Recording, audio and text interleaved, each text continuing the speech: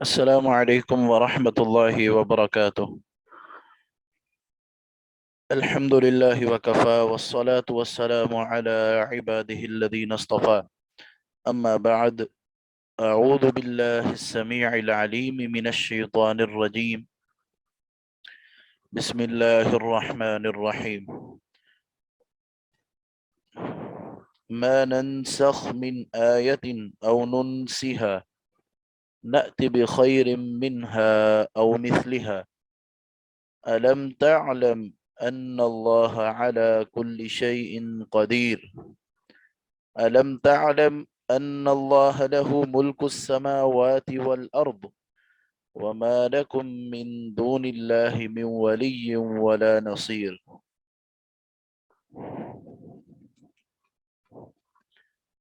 اللہ سبحانہ وتعالی فرما رہے ہیں، ما ننسخ، جو ہم منسوخ کریں، من آیت، کوئی بھی آیت، او ننسیہا، یا ہم اسے بھلا دیں، نأتی بخیر منہا، ہم لاتے ہیں اس آیت سے، یعنی جس آیت کو منسوخ کیا گیا یا جس آیت کو بھلا دیا گیا اس سے بہتر کوئی آیت لے آتے ہیں، او مثلہا، یا اس جیسی کوئی آیت لے آتے ہیں۔ کیا تم نے جانا نہیں ہے یقیناً اللہ تعالی ہر چیز پر قادر ہے۔ علم تعلم، اور کیا تم نے یہ بھی نہیں جانا، ان اللہ لہ ملک السماوات والارض، یقیناً اللہ ہی کے لیے ہے زمینوں اور آسمانوں کی بادشاہت۔ وما لکم من دون اللہ، اور نہیں ہے تمہارے لیے اللہ کے سوا، من ولی، کوئی دوست، ولا نصیر، اور نہ ہی کوئی مددگار۔ اس آیت میں قرآن پاک کی آیات کے منسوخ ہونے اور نہ ہونے کے حوالے سے اللہ سبحانہ و تعالی گفتگو فرما رہے ہیں۔ اللہ یہ کہہ رہے ہیں کہ ہم بعض اوقات کوئی آیت منسوخ کر دیتے یا کوئی آیت سرے سے ہی ختم کر دیتے ہیں۔ اس آیت کے منسوخ ہونے کی تین قسمیں۔ پہلی بات تو یہ ہے کہ ایک آیت کا حکم اور اس کی تلاوت دونوں کو ختم کر دیا جائے۔ اللہ نے ایک آیت قرآن میں اتاری یا ایک حکم دیا، اس آیت کا حکم بھی اور اس کی آیت بھی، اس آیت کی تلاوت بھی، دونوں کو ہی اللہ سبحانہ و تعالی قرآن پاک سے ختم کر دیں۔ دوسری قسم یہ ہے کہ ایک آیت جو ہے وہ قرآن میں موجود ہو، اس کی تلاوت کی جاتی ہو، لیکن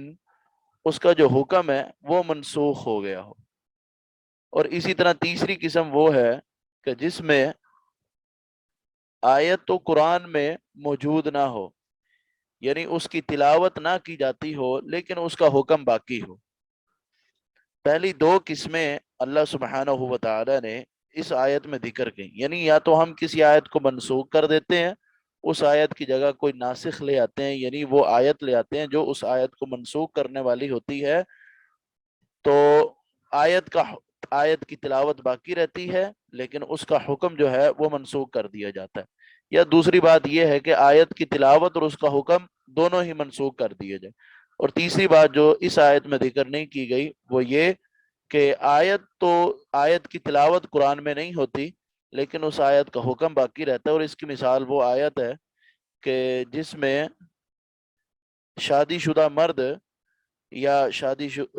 شدہ مرد یا شادی شدہ عورت جب زنا کریں گے تو ان کو رجم کر دیا جائے۔ یہ قرآن میں یہ آیت تھی، الشیخ والشیخۃ اذا زنیا فرجموها البتہ، شادی شدہ مرد اور عورت اگر زنا کا ارتکاب کریں تو انہیں مکمل طور پر، یقینی طور پر انہیں سنگسار کر دیا جائے۔ اب اس آیت کی تلاوت تو قرآن پاک میں نہیں ہے لیکن اس کا حکم باقی ہے، جس کی جو وضاحت ہے وہ حدیث کرتی ہے۔ اب جب قرآن پاک میں ناسخ منسوخ کا سلسلہ تھا تو یہود نے یہ اعتراض کیا کہ ہم اس قرآن کو کیسے مانیں کہ جس قرآن میں بعض آیتوں کو منسوخ کر دیا گیا، بعض آیتوں کو سرے سے ختم کر دیا گیا، بعض آیتوں کی تلاوت باقی رکھی گئی اور ان کا حکم نہیں ہے، یا پھر ان کا تلاوت نہیں ہے لیکن ان کا حکم موجود ہے۔ قرآن میں تو ناسخ منسوخ ہے، لہذا ہم اس قرآن کو کیوں مانیں؟ تو اللہ سبحانہ و تعالی نے ان کو جواب دیتے ہوئے یہ کہا ما ننسخ من آیت او ننسیها نأتی بخیر منها او مثلها، ہم کسی آیت کو منسوخ کریں او ننسیها یا اسے بھلا دیں، سرے سے ختم کر دیں، یا تو پھر ہمارا مقصد یہ ہوتا ہے کہ نأتی بخیر منها اس آیت سے کوئی بہترین آیت لے آئیں، یعنی اس حکم سے کوئی بہترین حکم لے آئیں یا اس جیسا ہی کوئی ایک اور حکم لے کے آ جائیں۔ اچھا، یہ کہنے کے بعد اللہ کہتے ہیں الم تعلم ان اللہ علی کل شیء قدیر، کیا تمہیں سمجھ نہیں ہے کہ اللہ ہر چیز پر قادر ہے؟ اگر اللہ نے قرآن میں کسی آیت کو نازل کیا، بعد میں حکمت دیکھتے ہوئے لوگوں پر آسانی کرتے ہوئے اللہ نے اس آیت کو منسوخ کر دیا، اس کا حکم ختم کر دیا، تو اس میں تمہیں کیا اعتراض ہے؟ اللہ ہر چیز پر قادر ہے، اللہ جو کرنا چاہے وہ کر سکتا ہے۔ زمین و آسمان اللہ نے بنائے، زمین و آسمان کی بادشاہت اللہ کے پاس ہے، اللہ کے اختیار میں ہی سب کچھ ہے، اور یہ قرآن اللہ کی کلام ہے، اللہ جو چاہے کرے، اللہ چاہے کسی آیت کو منسوخ کر دے، کسی آیت کی تلاوت باقی رکھے، حکم منسوخ کر دے، حکم باقی رکھے یا تلاوت منسوخ کر دے، یہ تو اللہ کے اختیار میں ہے، تمہیں اس سے کیا؟ تمہارا تو کام صرف یہی ہے کہ تم ایمان لے کے آؤ۔ وَمَا لَكُم مِّن دُونِ اللَّهِ مِن وَلِيٍّ وَلَا نَصِيرٍ، اور اگر تم اللہ کی بات کو نہیں مانتے تو یاد رکھنا کہ قیامت کے دن کوئی دوست اور کوئی مددگار تمہارا نہیں ہوگا۔ اگر تمہارا قیامت کے دن کوئی دوست اور مددگار بن سکتا ہے تو وہ اللہ ہی ہے، اور اگر اللہ کو اپنا دوست اور اپنا مددگار بنانا چاہتے ہو تو اللہ نے قرآن میں جو کچھ اتارا، بس تمہارا جو حق بنتا ہے وہ یہ ہے کہ اس کو مان لیا جائے، اعتراض تمہارا حق نہیں بنتا۔ اب یہ اعتراض کرنے والے کون ہیں؟ یہودی اور عیسائی۔ یہودی جنہوں نے خود تورات کے اندر کئی تحریفیں کی ہیں، تورات کو بدل ڈالا۔ تورات میں جب زنا تورات میں زانی کو قتل کرنے کا جو حکم تھا، رسول اکرم صلی اللہ علیہ وسلم کے بعد اپنا فیصلہ لے کے آ گئے تو آپ نے فرمایا اس بات کا حکم تو تمہاری تورات میں بھی موجود ہے، لاؤ میرے پاس تورات اور میں تم کو بتاتا ہوں۔ اب ان کا جو عالم تھا وہ تورات لے کر آیا تو اس نے اس حکم پر ہاتھ رکھ دیا جہاں پر زنا کرنے والے کی سزا کا ذکر تھا، اس جگہ ہاتھ رکھ کے باقی اس نے پیش کر دی۔ تو آپ صلی اللہ علیہ وسلم نے اس ہاتھ کو ہٹانے کا حکم دیا، اور وہ جو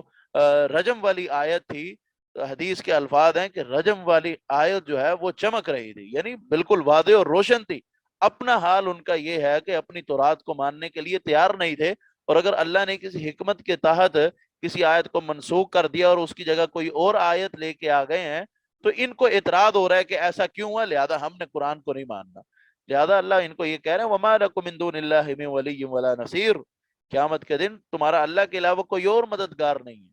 اگر اللہ کو اپنا مددگار اور دوست بنانا چاہتے ہو تو اللہ نے جو کچھ قرآن میں اتارا اس کو مان لو۔ آگے اللہ فرماتے ہیں ام تریدون،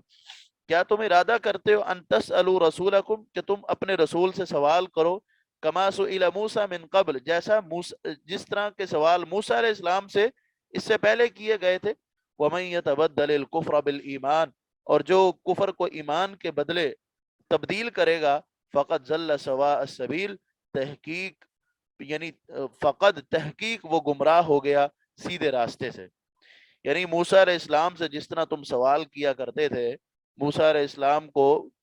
بار بار جس طرح ہم نے آغاز میں پڑھا فَادْعُ لَنَا رَبَّكَ فَادْعُ لَنَا رَبَّكَ فَادْعُ لَنَا رَبَّكَ، اپنے رب کو بلا، ہمارے لیے یہ کرے، ہمیں یہ بتائے گئے کیسے ذبح کرنی ہے، ہمارے لیے ہمیں کھانے کی ضرورت ہے، منو سلوا اتار دے، اب منو سلوا سے تھک گئے ہیں تو اب ہمیں یہ مل جائے۔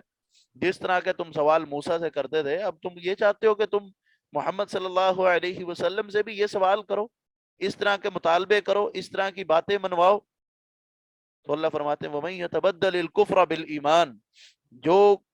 کفر کو ایمان کے بدلے حاصل کر لے گا، یعنی ایمان کو قبول نہیں کرے گا بلکہ کفر پر ڈٹا رہے گا اور کفر کا اصرار کرتا رہے گا، تو اللہ فرماتے ہیں یہ سیدھے راستے سے بھٹک گئے۔ وَدَّ كَثِيرٌ مِّنْ أَهْلِ الْكِتَابِ،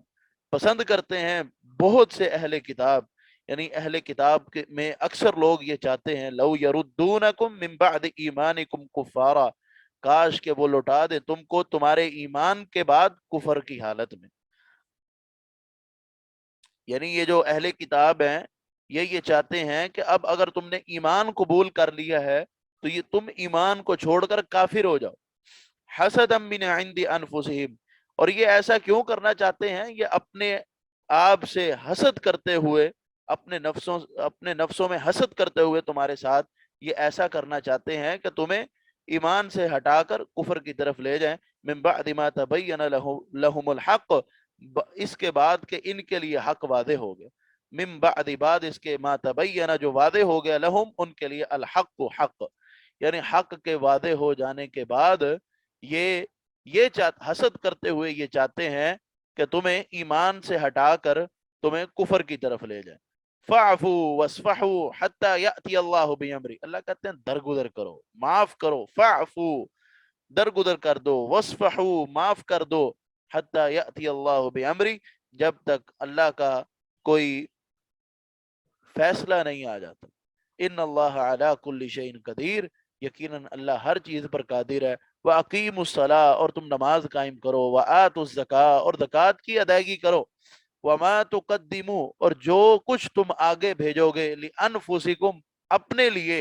من خیرن کوئی بھی خیر، تجدوہ تم اس خیر کو پالو گے، عند اللہ اللہ کے، یعنی جو خیر بھی تم اپنے لیے اللہ کے لیے بھیجو گے، اللہ کی بارگاہ میں بھیجو گے، اس خیر کا جو صلہ ہے، اس خیر کا جو اجر ہے، وہ اللہ کی طرف سے تمہیں دیا جائے گا. ان اللہ بما تعملون بصیر، یقیناً اللہ تعالی جو بھی تم عمل کر رہے ہو ان کو دیکھ رہے ہیں. اس آیت میں یہ بتایا گیا کہ اہل کتاب تو تمہیں ایمان سے ہٹا کر کفر کی طرف لے جانا چاہتے ہیں، اور یہ ایسا اس لیے کر رہے ہیں کہ انہیں تمہارے ساتھ حسد ہے. لیکن اللہ یہ کہتے ہیں کہ یہ ان کی جو باتیں ہیں، یہ جو تمہیں حق سے اور راہ راست سے ہٹانا چاہتے ہیں، تم نے ان کی طرف کوئی توجہ نہیں دینی، ان کی باتوں کو دل پر نہیں لینا، یا ان کی باتوں کا اپنے اوپر کوئی اثر نہیں ڈالنا. تم ان کی باتوں کو بھلا دو. فاعفو واسفحو، بس معاف کر دو ان کو، درگزر کرو ان سے، جب تک اللہ کا کوئی حکم نہیں آ جاتا. اللہ ہر چیز پر قادر. اور تم اپنا جو تم ایمان جو تم نے قبول کر لی ہے، اب تم خیر کے کام پر ڈٹے رہو. تم جو ہے نماز پڑھو، تم زکوٰۃ ادا کرو، تم جو بھی نیکی کا کام کرو گے اللہ کے ہاں سے تمہیں اس کا اجر دیا جائے گا. اور تم جو بھی اچھے کام کر رہے ہو اللہ تمہیں دیکھ رہا ہے. لہذا ان یہودیوں کی باتوں کو دل پہ نہیں لینا. یہ جو تمہیں کہتے ہیں، جو تمہیں تنگ کرتے ہیں، بس صبر سے کام لو، صبر کا دامن ہاتھ سے نہیں جانے دو. پھر آگے اللہ فرماتے ہیں وقالو، اور یہ کہتے ہیں لن يدخل الجنت الا من كان هودا او نصارى، ہرگز جنت میں داخل نہیں ہوں گے مگر یہودی اور عیسائی.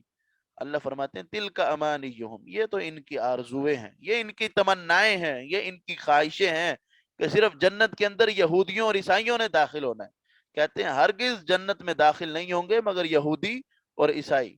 اللہ فرماتے ہیں ہاتو برہانکم ان کنتم صادقین، حبیب آپ ان کو کہیے ہاتو لاؤ، برہانکم اپنی کوئی دلیل، ان کنتم صادقین اگر تم اپنے اس دعوے کے اندر سچے ہو. تم یہ کہتے ہو کہ جنت میں صرف یہودیوں اور عیسائیوں نے جانا ہے، یہودیوں اور عیسائیوں کے سوا کس نے جنت میں نہیں جانا، تو ہے کوئی دلیل تمہارے پاس؟ تو لاؤ کوئی دلیل. یہودی کہتے تھے جنت میں صرف ہم جائیں گے، عیسائی کہتے تھے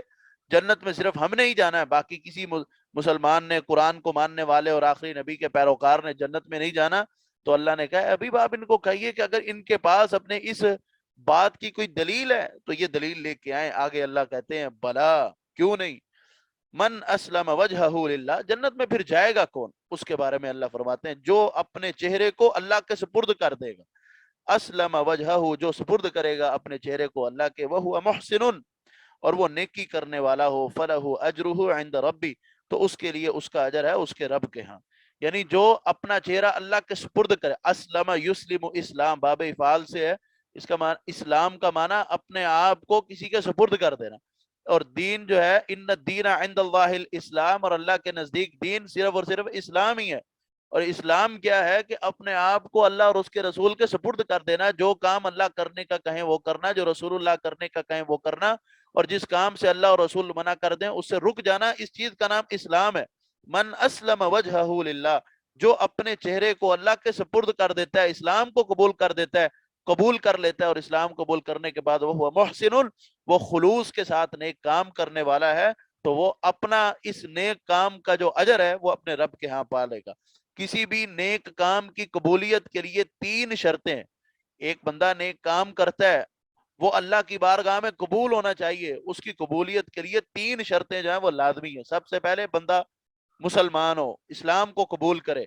دوسری شرط یہ ہے کہ وہ کام اللہ اور اس کے رسول کے بتلائے ہوئے احکامات کے مطابق ہوں، اور تیسری شرط یہ ہے کہ وہ کام انسان خلوص کے ساتھ کرے۔ ان تینوں میں سے اگر ایک بھی شرط فوت ہو جائے گی تو وہ کام جو ہے جتنا مرضی نیک کیوں نہ ہو، اللہ کی بارگاہ میں اس کو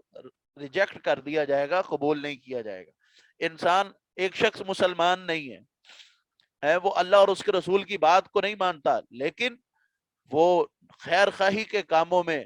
فلاحی کاموں میں بڑھ چڑھ کے حصہ لیتا ہے اور بڑے خلوص کے ساتھ لوگوں کی مدد کرتا ہے۔ وہ جتنا مرضی خلوص لے کے آ جائے، اس کے دل میں اسلام نہیں، ایمان نہیں، رسول اللہ اور اس کے رسول کی محبت نہیں، اس کا یہ عمل اللہ کی بارگاہ میں اس سے قبول نہیں کیا جائے۔ لہذا کسی بھی عمل کی قبولیت کے لیے شرط یہ ہے کہ انسان اسلام والا ہو، مسلمان ہو، اسلام کا پیروکار ہو، اللہ اور اس کے رسول کی اتباع کرنے والا ہو، اور پھر خلوص کے ساتھ عمل کرے تو اس بندے کا عمل قبول ہوگا۔ بندہ مومن ہے، مسلمان ہے، اور رسول اللہ کے کہے ہوئے حکم کے مطابق وہ کوئی نیک کام کر رہا ہے، لیکن اس کے دل کے اندر اخلاص نہیں ہے، اس کے دل میں ریاکاری ہے، محض لوگوں کو خوش کرنا ہے، تو تب بھی اس کا عمل جتنا ہی بڑا کیوں نہ ہو، وہ اللہ کی بارگاہ میں قبول نہیں کیا جائے گا۔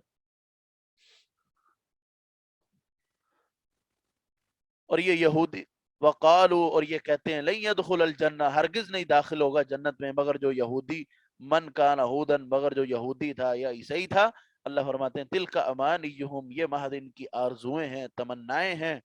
قل ہاتوا برہانکم، اے حبیب آپ ان کو کہہ دیجئے اگر ہے کوئی تمہارے پاس دلیل تو دلیل لے کے آؤ، دلیل سے بات کرو اگر تم سچے ہو۔ بلا،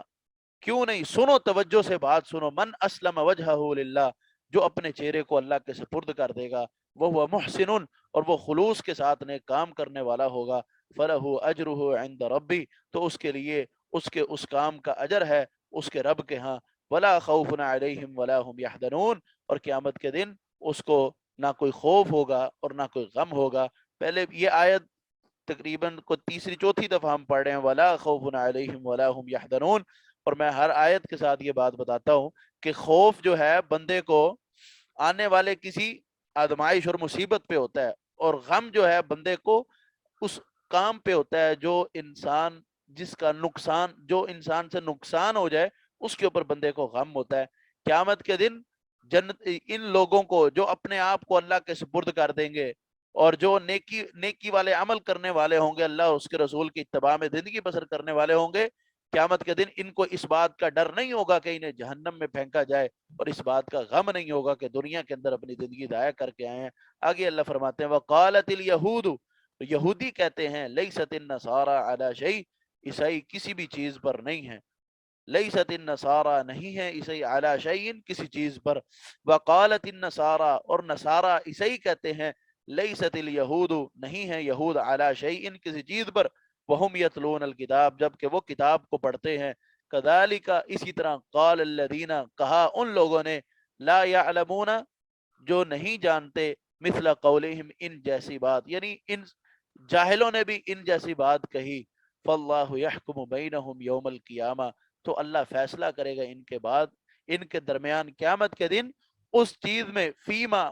میں اللہ فیصلہ کرے گا، کانوا فیہ یختلفون، جس میں وہ اختلاف کرتے تھے۔ یہودی کہتے تھے ہم حق پہ ہیں، عیسائی ان کے پاس کیا کچھ بھی نہیں، اور عیسائی کہتے تھے ہم حق پہ ہیں، ہم پر حق ہیں، اور یہودی ان کے پاس تو کوئی چیز ہی نہیں ہے، ان کی بات کو کیا مانا جائے، کیا تسلیم کیا جائے۔ یہودی جو ہے وہ تورات پڑھتے تھے، وہ کہتے تھے تورات بس ٹھیک ہے، عیسائی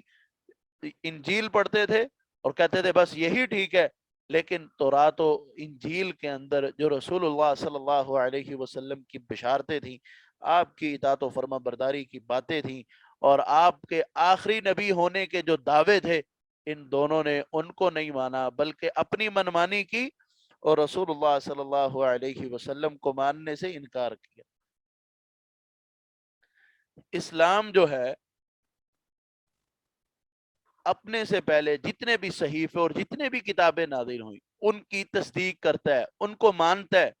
لیکن ایک مسلمان کے لیے عمل جو ہے وہ قرآن پاک پر کرنا ضروری ہے۔ کوئی بھی مسلمان اس کے لیے یہ لائق نہیں اور اس کو یہ زیب نہیں دیتا کہ وہ تورات کی یا انجیل کی توہین کرے یہودیوں کے بغض کی وجہ سے، اسلام جو ہے ہمیں ہر آسمانی کتاب کی ہر آسمانی کتاب کے ساتھ ہر آسمانی کتاب پر ایمان لانے کی ترغیب دلاتا ہے اور اس کی توہین سے ہمیں منع فرماتا ہے. لیکن یہ جو عیسائی ہیں ان کے دل میں ایسا بغض ہے کہ وہ بغض کی خاطر قرآن پاک کو جلاتے ہیں، توہین کرتے ہیں. اور کوئی جواباً یہ کاروائی کرے کہ وہ کہ عیسائیوں نے قرآن جلایا، یہودیوں نے قرآن جلایا، تو ہم جو ہے نا ان کی تورات اور انجیل جلائیں گے. شریعت نے ہمیں اس چیز کا حکم نہیں دیا. یہاں اس آیت میں اللہ ان کو، یہ مسئلہ تو میں نے اس آیت کے ضمن میں ہی آپ کو بتا دی ہے کہ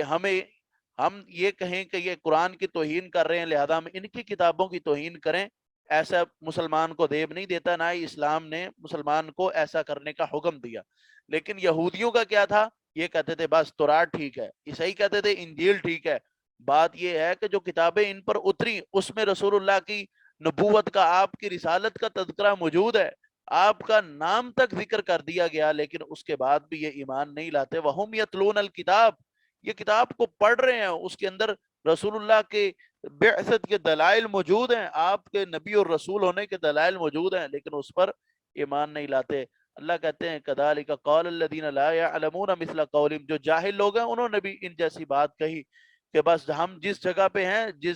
بس وہی حق ہے، وہی سچ ہے. جیسے ہمارے یہاں ایک محاورہ مشہور ہے کہ جو جہاں لگا ہے اس کو وہیں لگے رہنے دو، کسی کو کچھ نہ کہو. بات یہ ہے کہ اگر رسول اللہ صلی اللہ علیہ وسلم کی دعوت کا مقصد ہی یہی ہوتا کہ جو جہاں لگا ہے اس کو وہیں لگا رہنے دو، کسی کو کچھ نہ کہو، پھر آپ نے جو بتوں کو توڑنے کا حکم دیا اور بتوں کی عبادت سے روکا، پھر اس چیز کا کیا فائدہ تھا؟ لا الہ الا اللہ محمد الرسول اللہ، اللہ کے علاوہ کوئی معبود نہیں، اور محمد صلی اللہ علیہ وسلم اللہ کے رسول ہیں. آپ نے جب اس دعوت کا آغاز کیا تو اس دعوت کے آغاز میں اس بات کا اقرار ہے کہ ایک جو دین ہے اسلام کا وہی برحق ہے، اور اس کے علاوہ جو بھی چیز ہے جو اسلام کو چھوڑ کر کوئی اور راستہ کوئی اختیار کرنا چاہے گا تو وہ راستہ کفر کا. اور اس آیت کے اندر دراصل یہودیوں اور عیسائیوں کی اس بات کی طرف توجہ دلائی جا رہی ہے کہ یہ اپنی ہی خوشی کے اندر، بس اپنے ہی دل کے اندر خوشی محسوس کر رہے ہیں کہ ہم حق اور ہم سچ ہیں، ہماری کتاب اور ہمارا نبی، بس ہم یہی اسی پر ہی ہم کافی ہیں. تو یہ اپنے دل میں ہی خوش ہو رہے ہیں، جبکہ حقیقت کے اندر یہ اپنے لیے سزا کا سامان اکٹھا کر رہے ہیں. اللہ ہمیں محفوظ فرمائے. اس کے بعد اللہ فرماتے ہیں وَمَنْ أَظْلَمُ مِمَّنْ مَنَعَ مَسَاجِدَ اللَّهِ، اور اس شخص سے بڑھ کر کون ظالم ہے اور کون شخص اظلم بہت زیادہ ظالم ہے، ممن اس شخص سے، منع جو روکتا ہے، مساجد اللہ اللہ کی مسجدوں سے. کس چیز سے روکتا ہے؟ ان یذکر فی اسمہ، یہ کہ ذکر کیا جائے ان مسجدوں میں اسم ہو اللہ کے نام کا، وسع فی خرابہا، اور وہ کوشش کرتا ہے اس مسجد میں خرابی پیدا کرنے کی، اس مسجد میں تخریب کی سعی کرتا ہے. یعنی اس بندے سے بڑھ کے کوئی ظالم نہیں ہے کہ جو لوگوں کو اللہ کی مسجدوں سے روکے کہ اللہ کی مسجدوں میں ذکر نہ کیا جائے، اور وہ ان مسجدوں کے اندر خرابی پیدا کرنے کی کوشش کرے. اللہ فرماتے ہیں اولئک ما کان لهم ان يدخلوها الا خائفین، یہ وہ لوگ ہیں ما کان لهم، ما نہیں تھا، کانا لائق ان کے لیے، یہ کہ داخل ہوتے، ان يدخلوا یہ کہ داخل ہوتے اس مسجد میں، الا مگر خائفین ڈرتے ہوئے. یعنی ان کو چاہیے تو یہ تھا کہ یہ مسجد کے اندر ڈرتے ہوئے داخل ہوتے، نہیں تھا لائق ان کے لیے یہ کہ داخل ہوتے مسجد میں مگر ڈرتے ہوئے. ان کو چاہیے تھا کہ ڈرتے ہوئے مسجدوں میں داخل ہوں، لیکن انہوں نے کیا کیا کہ اللہ لوگوں کو اللہ کی مسجدوں میں آنے سے روکا اور اس میں ذکر کرنے سے روکا اور مسجد میں خرابی پیدا کرنے کی کوشش کی. تو اللہ فرماتے ہیں لہم فی الدنیا خزی ولہم فی الآخرۃ عذاب عظیم، ان کے لیے دنیا میں رسوائی ہے اور آخرت میں ان کے لیے بہت بڑا عذاب ہے. علامہ ابن جریر طبری فرماتے ہیں کہ اس آیت کا مصداق عیسائی ہیں جنہوں نے روم کے بادشاہ سے مل کر یہودیوں سے جھگڑا کیا اور ان کو بیت المقدس میں نماز پڑھنے سے روکا. تو ان عیسائیوں کے متعلق اللہ نے یہ کہا کہ ان سے بڑا ظالم کوئی نہیں ہے کہ انہوں نے لوگوں کو اللہ کی مسجدوں سے روکا ہے کہ ان مسجدوں میں اللہ کے نام کا ذکر کیا جائے، اور اسی طرح ان مسجدوں میں انہوں نے خرابی پیدا کرنے کی کوشش کی. ان عیسائیوں کو تو یہ چاہیے تھا کہ یہ اس مسجد میں ڈرتے ہوئے داخل ہوتے. اگر انہوں نے جب یہودیوں کو مسجد میں داخل ہونے سے روکا ہے تو ان کے لیے دنیا میں بھی رسوائی ہے اور آخرت میں بہت بڑا عذاب ہے. لیکن حافظ ابن کثیر نے اس تفسیر سے اختلاف کرتے ہوئے اس کا مصداق عیسائیوں کو نہیں مشرکین کو ٹھہرایا، کیونکہ مشرکین مکہ نے رسول اللہ صلی اللہ علیہ وسلم کو کعبہ میں نماز پڑھنے سے روکا۔ پھر اس کے بعد ہجرت ہوئی، ہجرت کے بعد صلح حدیبیہ کا موقع آیا، اس موقع پر بھی انہوں نے رسول اللہ صلی اللہ علیہ وسلم کو طواف کرنے سے منع کر دیا، مسجد میں داخل نہیں ہونے دیا۔ پھر وہ صلح حدیبیہ کا ایک طویل واقعہ ہے، وہ انشاءاللہ ہم سورہ فتح کے اندر اس کا تفصیلی ذکر کریں گے۔ تو اس موقع پر انہوں نے اس موقع پر بھی رسول اللہ صلی اللہ علیہ وسلم کو بھی منع کیا۔ تو اللہ نے کہا کہ ان سے بڑھ کے ظالم کوئی نہیں ہے کہ یہ اللہ کی مسجدوں سے روک رہے ہیں کہ اس میں ذکر کیا جائے اور اس مسجدوں میں خرابی پھیلانے کی کوشش کر رہے ہیں۔ ان کا تو یہ حق بنتا تھا کہ یہ ڈرتے ہوئے جو ہے مسجدوں میں داخل ہوتے، لیکن یہ میرے حبیب کو اور آپ کے ساتھیوں کو مسجد میں جانے سے روک رہے ہیں، تو ان کو اللہ نے بہت بڑا ظالم کہا۔ اور دوسری بات اس آیت میں اولئک ما کان لهم ان يدخلوها الا خائفین، یہاں یہ بات ہے کہ ان کو یہ لائق تھا، ان کو یہ چاہیے تھا کہ یہ مسجد میں ڈرتے ہوئے داخل ہو۔ تو اس آیت کے بارے میں مفسرین یہ لکھتے ہیں کہ اس آیت میں پیشین گوئی دی جا رہی ہے کہ حدیبیہ کے موقع پر تو ان مشرکوں نے رسول اللہ صلی اللہ علیہ وسلم کو بیت اللہ کا طواف نہیں کرنے دیا اور پھر آپ کو مسجد میں داخل ہونے سے روکا۔ ایک وقت آئے گا کہ رسول اللہ صلی اللہ علیہ وسلم کو غلبہ ملے گا، اسلام غالب ہوگا، اور یہ جو مشرک ہیں یہ ڈرتے پھر رہے ہوں گے کہ کہیں ہمیں پکڑ کے قتل ہی نہ کر دیا جائے۔ اور پھر وہ وقت آیا کہ جب فتح مکہ ہوئی، اور فتح مکہ کے بعد جو ہے رسول اللہ صلی اللہ علیہ وسلم مکہ میں داخل ہوئے، مسجد حرام میں داخل ہوئے، اور آپ صلی اللہ علیہ وسلم نے اس موقع پر عام معافی کا اعلان کیا، اور اس وقت آپ نے یہ کہا کہ آج کے بعد بیت اللہ میں کوئی بھی مشرک طواف نہیں کر سکے گا۔ جو بندہ مشرک ہے اس کے اوپر پابندی ہے اور کہ وہ بیت اللہ کا طواف کرے۔ اور یہ وہ وقت تھا، یعنی اس آیت کے اندر وہ اس موقع کی پیشین گوئی دی گئی کہ جب مشرک ڈرتے پھر رہے ہوں گے کہ ان کو بیت اللہ کا طواف کرنے نہیں دیا جائے گا، کیونکہ مشرک جو تھے یہ ننگے ہو کر، یعنی جسم پر ایک بھی کپڑا موجود نہیں ہوتا تھا، تو تب یہ بیت اللہ کا طواف کیا کرتے تھے۔ علماء یہ کہتے ہیں کہ ان کی غرض یہ ہوتی تھی کہ بیت اللہ کا طواف کرتے وقت ہمارے جسم کے اوپر حرام کی کوئی چیز نہیں ہونی چاہیے، کیونکہ حرام تو یہ کھاتے تھے، جوا کرتے تھے اور شرابیں پیتے تھے اور ہر قسم کے گناہ میں یہ مبتلا تھے۔ حرام کھانا، سود کھانا وہ ان کا شیوا تھا۔ تو یہ کہتے تھے کہ اگر گناہوں کو بخشوانا ہے تو جسم کے اوپر کوئی بھی حرام چیز نہ ہو، اس لیے وہ کپڑے تک اتار کے وہ طواف کیا کرتے تھے۔ تو فتح مکہ کے بعد، فتح مکہ کے موقع پر آپ نے یہ اعلان کیا کہ آج کے بعد بیت اللہ کا طواف کوئی بھی مشرک نہیں کر سکے گا۔ تو یہ آیت جو ہے اولئک ما کان لهم ان يدخلوها الا خائفین، مشرکین کے ان حال کو بیان کر رہی ہے جو آنے والے وقت میں ہونا تھا۔ یہ حدیبیہ کے موقع پر مفسرین کہتے ہیں کہ انہوں نے یہ کام کیا، آپ کو مسجد حرام سے روکا، تو اللہ نے اس وقت یہ خوشخبری سنائی، اور پھر فتح مکہ کے موقع پر یہ آیت جو ہے مشرکین پر صادق ہے۔ فرمایا وَلِلَّهِ الْمَشْرِقُ وَالْمَغْرِبُ، اور مشرق اور مغرب اللہ کے لیے، فَأَيْنَمَا تُوَلُّوا فَثَمَّ وَجْهُ اللَّهِ، تو جہاں بھی تم رخ کرو گے وہیں اللہ کا چہرہ ہے، فَثَمَّ وَجْهُ اللَّهِ،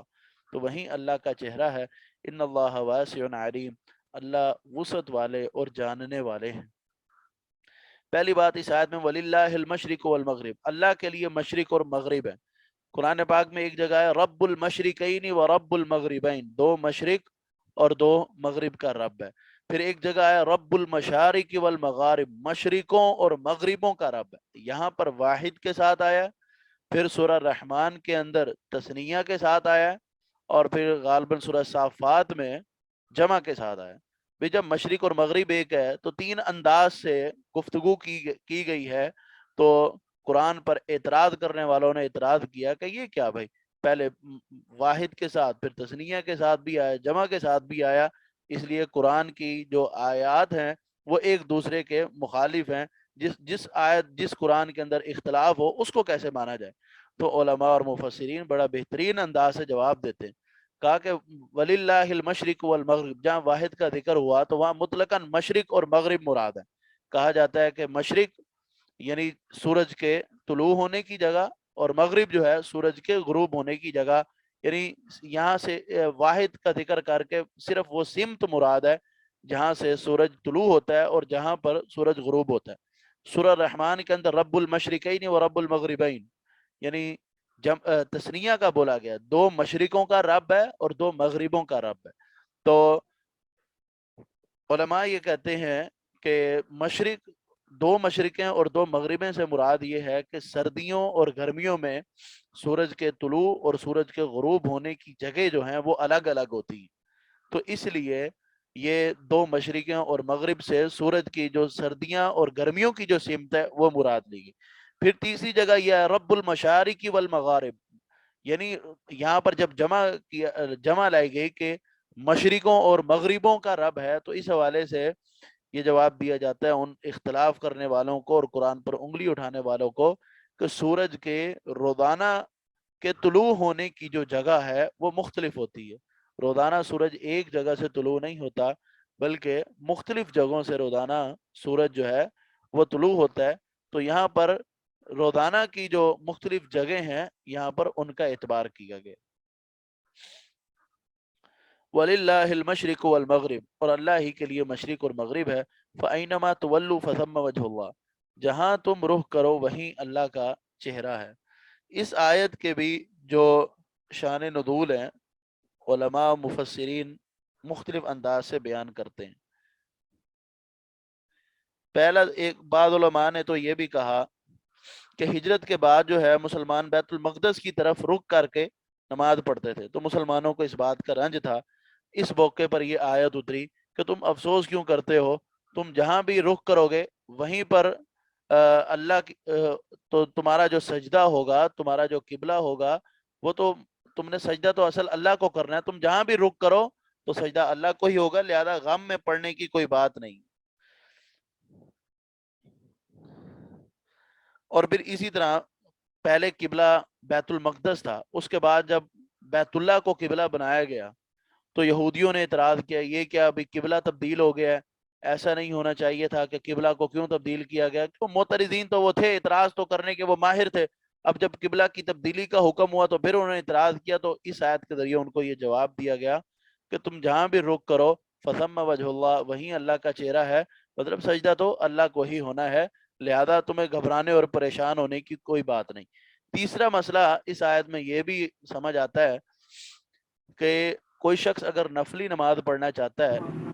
تو وہ پہلے قبلے کی طرف رخ کرے اور اپنی سواری کا رخ قبلے کی طرف کرے اور نفلی نماز کا آغاز کر دے، اور اس کے بعد اس کی سواری کا رخ کہیں بھی ہو جائے گا تو پھر کوئی مسئلہ نہیں، وہ اپنی نماز کو مکمل کر لے. یہ بات صرف نفلی نماز کے لیے خاص ہے، کیونکہ رسول اللہ صلی اللہ علیہ وسلم اپنی اونٹنی پر نفلی نماز پڑھا کرتے تھے. نماز کے آغاز میں اس کا رخ قبلے کی طرف کیا کرتے تھے اور سفر اپنا شروع کر دیتے تھے. پھر اس کے بعد اونٹنی کا رخ اگر قبلے سے ہٹ بھی جاتا ہے تو اس کو کوئی بھی حرج کا سامنا نہیں ہے. اس لیے اللہ نے کہا فثم وجہ اللہ، تم جہاں بھی رخ کرو وہیں اللہ کا چہرہ ہے، تمہارا رکوع، قیام اور سجدہ وہ اللہ کو ہی ہوگا. ایک آیت کے مختلف شان نزول بھی ہو سکتے ہیں اور اسی طرح ایک آیت سے کئی مسائل بھی سمجھ آ سکتے ہیں. ان اللہ واسع علیم، اللہ وسعت والا جاننے والا ہے. وقالو، اور انہوں نے کہا اتخذ اللہ ولدا، بنا لی اللہ نے اولاد. سبحانہ، اللہ پاک ہے اولاد سے، اللہ کو اولاد کی کوئی ضرورت نہیں. یہ اپنے دعوے کے اندر جھوٹے ہیں، یہ اللہ پر الزام تراشی کر رہے ہیں. بل لہ ما فی السماوات والارض، بلکہ اللہ کے لیے ہے جو کچھ آسمانوں میں ہے اور جو زمین میں ہے. کل لہ قانتون، ہر ایک یعنی زمین و آسمان کے اندر جو چیز بھی ہے وہ سب اللہ کی مطیع و فرما بردار ہے. قانتون، اللہ کے فرما بردار ہے. بدیع السماوات والارض، اللہ آسمانوں اور زمینوں کو پیدا کرنے والا ہے. وَإِذَا قَضَى أَمْرًا، اور جب وہ فیصلہ کرتا ہے کسی کام کا، فَإِنَّمَا، انما کا مطلب ہے سوائے اس کے نہیں، مطلب اس کے علاوہ کوئی اور بات ہے ہی نہیں. تو اس کا معنی سوائے اس کے نہیں یہ بھی کیا جاتا ہے، اور پھر اسی کے ساتھ یہ لفظ بھی صرف اور صرف، مطلب بات ہی صرف یہی ہے کہ جب بھی اللہ نے کوئی فیصلہ کرنا تو اللہ یقول لہو، اللہ کہتا اس کام کے لیے کن، ہو جا، فیکون، تو وہ ہو جاتا۔ بدیع السماوات والارض، اللہ آسمانوں اور زمینوں کو نئے سرے سے پیدا کر، بدیع کہتے ہیں کہ کسی چیز کو نئے سرے سے پیدا کرنا، کسی چیز کو نئے سرے سے بنانا جس کا پہلے کوئی وجود نہ ہو۔ اللہ نے آسمان و زمین کو بنایا جبکہ آسمان و زمین کا کوئی وجود نہیں تھا، تو جب وہ اللہ کسی چیز کا فیصلہ کرتا ہے تو صرف اور صرف کہتا ہے کہ ہو جا، تو وہ ہو جاتا ہے۔ یہاں پر انہوں نے اللہ پر یہ اعتراض کیا کہ اللہ نے اولاد بنا لی ہے، بھی اللہ کی اولاد ہے، جیسے عیسائیوں نے اللہ عیسیٰ علیہ السلام کو اللہ کا بیٹا کہا، مریم علیہ السلام کو اللہ کی زوجہ کہا، مختلف انداز سے انہوں نے باتیں کی۔ مشرکین کہنے لگے کہ فرشتے اللہ کی بیٹیاں ہیں۔ اسی طرح ہر کسی نے کسی انداز سے اس حوالے سے گفتگو کی۔ تو سورہ اخلاص میں اللہ فرماتے ہیں لم یلد ولم یولد، نہ تو اس نے کسی کو جنا نہ اس سے کوئی جنا گیا۔ پیدا کرنا، تخلیق کرنا ایک الگ بات ہے، باقی ہمارے ہاں وہ لوگوں کو یعنی مانوی اور لفظی الجھاؤ میں پیدا کرنے کے لیے وہ یہ کہتے ہیں نہ اللہ نے کسی کو پیدا کیا نہ وہ خود پیدا کیا گیا۔ لم یلد ولم یولد، نہ اللہ نے کسی کو پیدا کیا نہ وہ خود پیدا، کہتے اگر اللہ نے کسی کو پیدا نہیں کیا تو پھر یہ ساری مخلوق جو ہے یہ پھر کس کی ہے؟ یہ ایک لوگوں کو لفظی الجھاؤ میں ڈالنے کے لیے وہ یہ بات کہتے ہیں۔ والدہ یلیدو کا جو مطلب ہے وہ بچہ جننا ہے عربی کے اندر، یعنی اللہ تو نہ اللہ نے نہ کسی کو جنا ہے اور نہ اللہ سے اللہ خود جنا گیا ہے، لہذا نہ اللہ کی کوئی اولاد ہے نہ ہی اللہ کے کوئی ماں باپ ہیں۔ وقالوا اتخذ اللہ ولدا، ان یہودیوں نے انہوں نے اللہ پر یہ اعتراض کیا کہ اللہ نے اولاد بنا لی، سبحانہ، اللہ کو اولاد کی کوئی ضرورت نہیں، اللہ اس چیز سے پاک ہے۔ بل لہ ما فی السماوات والارض، اللہ کے لیے سب کچھ جو زمین و آسمان کے اندر جو کچھ بھی ہے وہ سب اللہ کا ہے۔ اللہ نے تو آسمان و زمین کو پیدا کیا، وہ جب کسی چیز کو پیدا کرنا چاہے تو کن کہہ کے بنا دیتا ہے اور وہ چیز بن جاتی ہے۔ اگر اللہ کو اولاد کی ضرورت ہوتی تو اللہ اولاد بنا لیتا، لیکن اللہ کو اولاد کی کوئی ضرورت نہیں، سبحانہ، اس لیے اللہ نے اولاد نہیں بنائی۔ وقالوا اتخذ اللہ ولدا سبحانہ بل لہ ما فی السماوات والارض کل لہ قانتون بدیع السماوات والارض واذا قضى امرا فانما يقول له كن فيكون۔ وقال الذین لا يعلمون، اور کہا ان لوگوں نے جو نہیں جانتے، یعنی جو جاہل ہیں، وہ کہتے ہیں لولا یکلمنا اللہ، کیوں نہیں اللہ ہم سے کلام کرتا، او تأتینا آیا، یا کیوں نہیں ہمارے پاس کوئی آیت آتی۔ اب یہ چاہتے تھے کہ اللہ ہم سے گفتگو کرے، اللہ ہم سے ہم کلام ہو، یا ہمارے پاس کوئی آیت آئے، کوئی نشانی ہمارے سامنے، کوئی رونما ہو، کوئی معجزہ ہو، یا کوئی بات ہو۔ اللہ کہتے ہیں کذالک، اسی طرح، قال الذین من قبلہم، ان لوگوں نے بھی اسی طرح کہا تھا جو ان سے پہلے تھے، مثل قولہم، ان جیسی ہی بات، کہ اللہ ہم سے بات کرے، ہمارے سامنے معجزے ہونے چاہیے، ہمارے سامنے فرشتے اترنے چاہیے، ہمارے سامنے آیات نازل ہونی چاہیے، تب تو ہم ایمان لائیں گے۔ اللہ کہتے ہیں جاہل یہ کہتے ہیں کہ اللہ ہم سے کلام کیوں نہیں کرتا، یا ہمارے پاس کوئی آیت کیوں نہیں لے کے آتا۔ اسی طرح ان لوگوں نے کہا جو ان سے پہلے تھے، ان جیسی ہی بات، تشابہت قلوبہم، اللہ فرماتے ہیں تشابہت قلوبہم، مشابہ ہو گئے، مل جل گئے ان کے دل، یعنی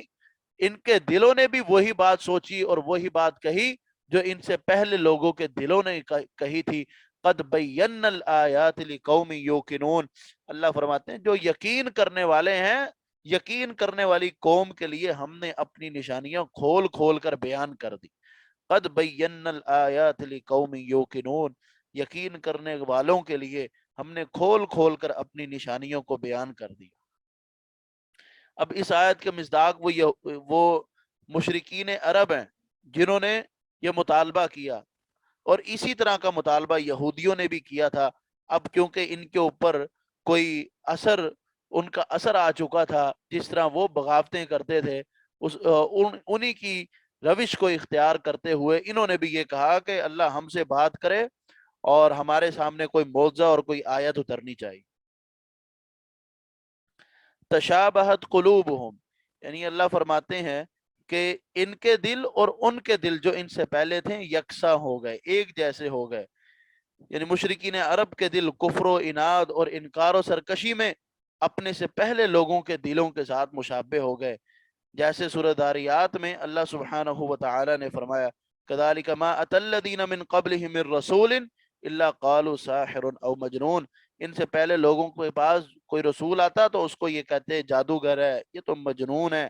یہ تو پاگل ہے پڑا، اس طرح کی باتیں یہ ان نبیوں کے ساتھ ان رسولوں کے ساتھ کیا کرتے تھے جس طرح کے پہلے لوگ نبیوں پر اعتراض کیا کرتے تھے۔ یہ مشرکین عرب جو ہیں یہ بھی وہی اعتراض اب کر رہے ہیں۔ اللہ فرماتے انا ارسلناک بالحق بشیرا ونذیرا، اے حبیب بے شک ہم نے آپ کو حق کے ساتھ بھیجا ہے، بشیرن خوشخبری سنانے والا، ونذیرن اور ڈرانے والا۔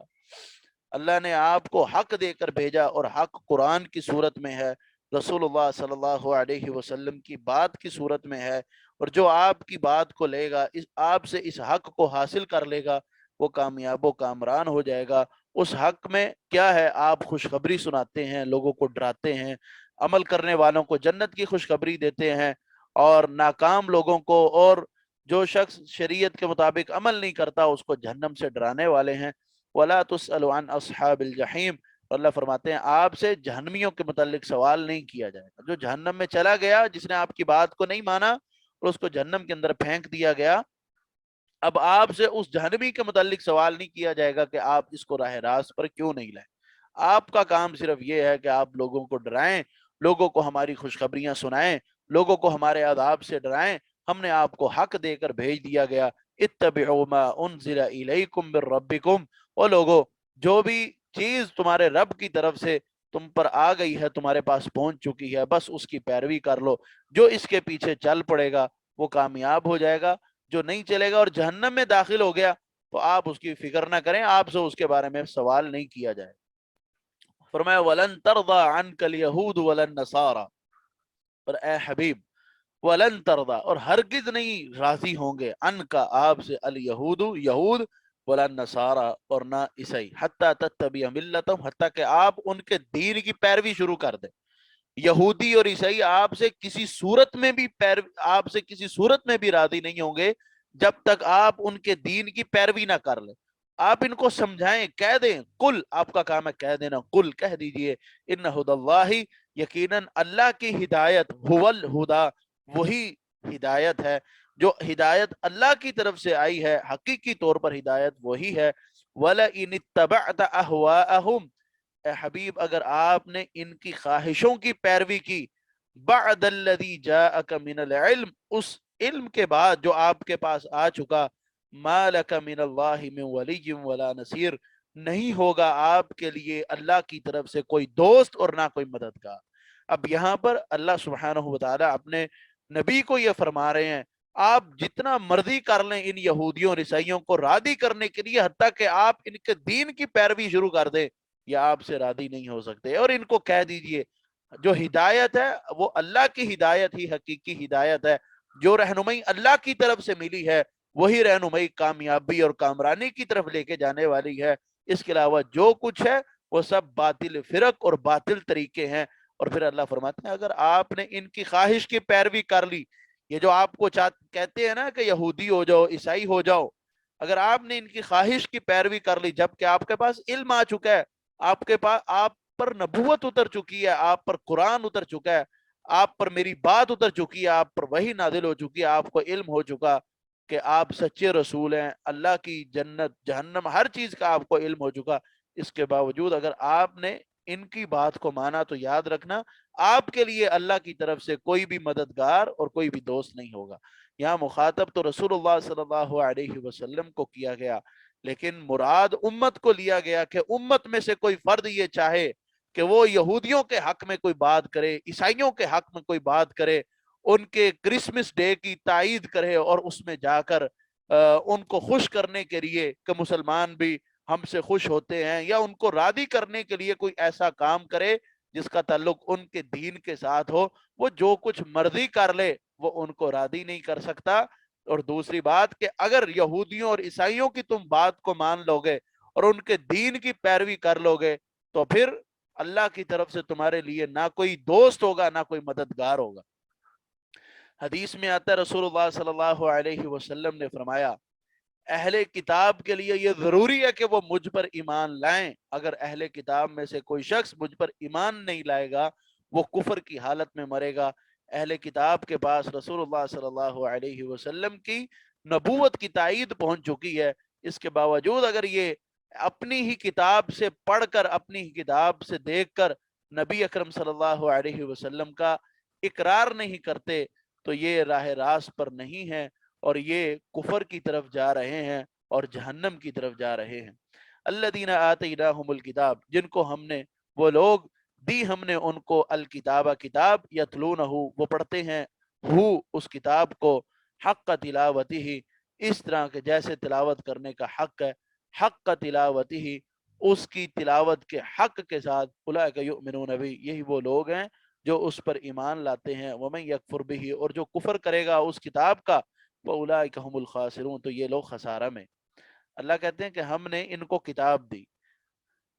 اب یہودیوں کو کتاب ملی، اب کتاب تورات تھی، اللہ کہتے ہیں ہم نے ان کو کتاب دی، اور ان میں سے بعض لوگ ایسے ہیں کہ وہ اس کتاب کو اس طرح پڑھتے ہیں جس طرح پڑھنے کا حق ہے،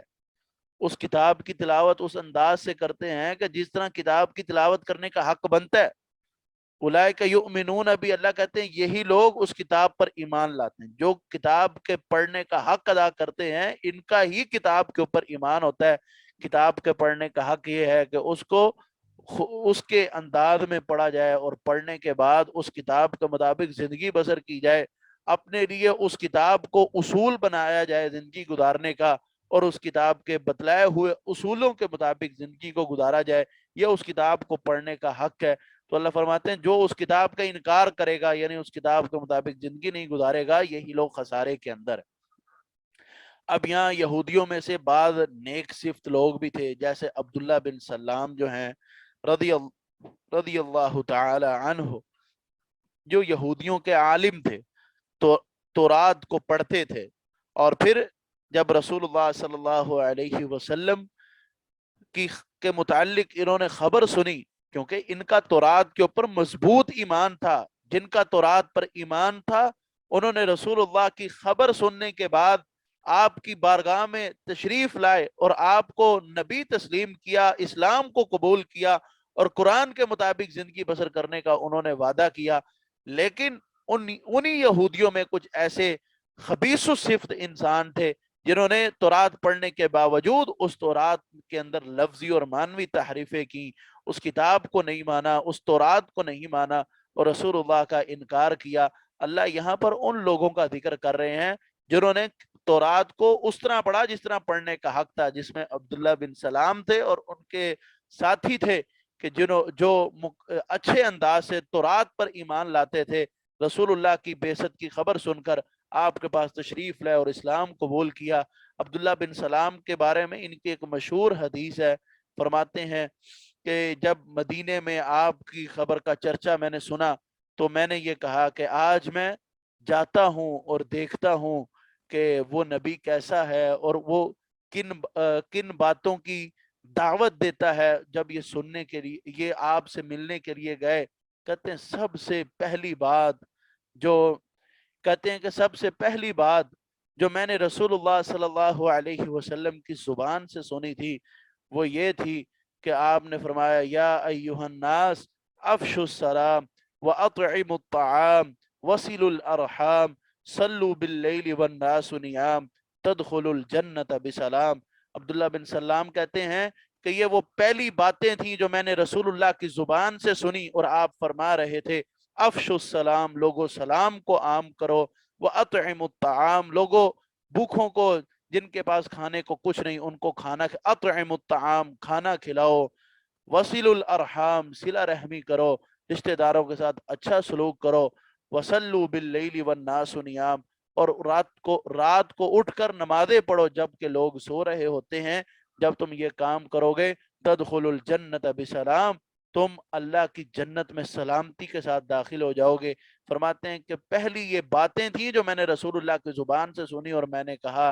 ایسی باتیں وہی کر سکتا ہے جو اللہ کا نبی ہو، نبی کے علاوہ کوئی اور بات نہیں کر سکتا۔ یہ رسول اللہ کی بارگاہ میں حاضر ہوئے، کلمہ پڑھا اور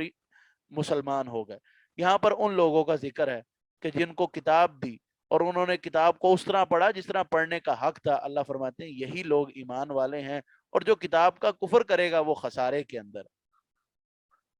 فرمایا اے بنی اسرائیل،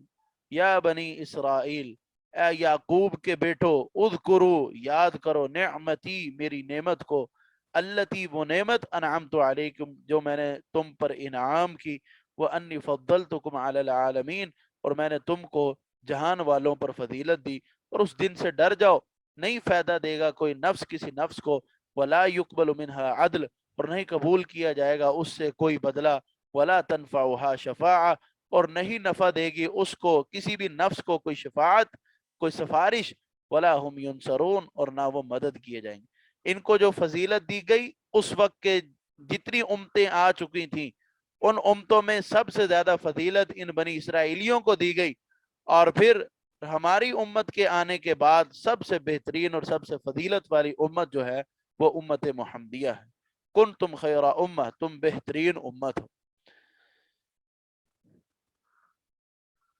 اور ادھر دوسری آیت میں وَاتَّقُوا يَوْمًا لَا تَجْزِي نَفْسٌ عَن نَفْسٍ شَيْئًا، یہ یہودی یہ دعویٰ کیا کرتے تھے کہ ہمارے بڑے، ہمارے وڈیرے اور ہمارے علماء اور ہمارے احبار یہ ہمیں عذاب سے بچا لیں گے، تو اللہ کہتے ہیں تم اپنے اس دعوے کے اندر سچے نہیں ہو، یہی تمہیں رسوا کریں گے۔ اس دن کوئی کسی کے کام آنے والا نہیں ہے، نہ کسی سے کوئی بدلہ لیا جائے گا، اور نہ ہی کسی کی سفارش جو ہے اس دن قبول کی جائے گی۔ عدل کا معنی فدیہ بھی کیا گیا کہ کسی سے کوئی فدیہ نہیں لیا جائے، وہی معنی وہی بدلہ ہی ہے کہ اس سے کوئی چیز لے کر اس کو عذاب سے بچا لیا جائے، عذاب سے اس کو دور کر لیا جائے۔ ایسا قیامت کے دن نہیں ہونے والا کہ کوئی کہے کہ مجھ سے یہ بدل لے لو اور مجھے عذاب سے بچا لو، میں عذاب میں نہیں جانا چاہتا، مجھے جہنم میں نہ ڈالا جائے، تو ایسا کسی سے بھی نہیں لیا جائے گا۔